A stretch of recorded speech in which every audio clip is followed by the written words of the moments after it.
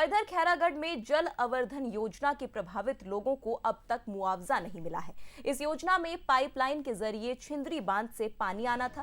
खैरागढ़ में ये योजना रमन सरकार ने शुरू करी थी, लेकिन कांग्रेस सरकार ने इसे बदल दिया है। पाइपलाइन की जगह लालपुर एनीकट की ऊंचाई बढ़ाकर पानी स्टोर करने की योजना बनाई गई है। नगर पालिका ने 2.5 करोड़ की राशि में भी जल संसाधन विभाग को हैंडओवर कर दिया है। एनीकट की ऊंचाई बढ़ाने से प्रभावित लोगों को बिना मुआवजा दिए ही काम शुरू किया गया था। सिंचाई विभाग ने करीब 2.5 करोड़ खर्च कर एनीकट की ऊंचाई बढ़ा दी थी और अब प्रभावित लोगों को हिस्सा पानी स्टोरेज नहीं होने से डूब रहा है। पीड़ितों का आरोप है कि 1 साल पहले सर्वे किया गया था, लेकिन अभी तक कोई भी पहल नहीं की गई है। उनके मुआवजे की मांग चल रही है। उनको मुआवजा कब मिलेगा?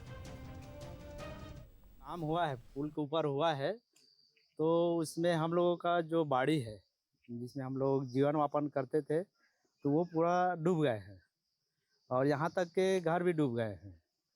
तो हम लोग सरकार से यही चाहते हैं कि हम लोगों का मुआवजा दिलाए और व्यवस्थापन करे। पानी पूरा भर गया है ज़मीन में।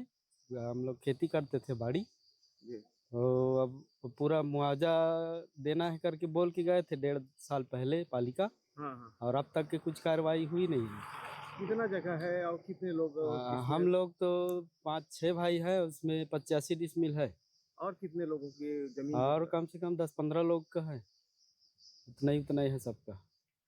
पिछले प्रोजेक्ट के तहत छिंदारी बांध से पाइप के द्वारा खैरागढ़ में पूरी पानी सप्लाई की बात कही गई थी, जिसको बदलकर आखिरकार पूर्व में जल संवर्धन के लिए बनाई गई एनीकट की ऊंचाई बनाने के लिए लाखों और करोड़ों रुपए खर्च कर इसकी ऊंचाई बढ़ाई गई, जिससे अब वर्तमान में एक समस्या उभर कर आई है कि आसपास के रहने वाले जो जमीन मालिक हैं उनके जमीन डुबान क्षेत्र में है, जिसके लिए ठेकेदार और ना ही प्रशासनिक तौर पर कोई अनुमति ली गई है और ना ही अब तक मुआवजा मिला है।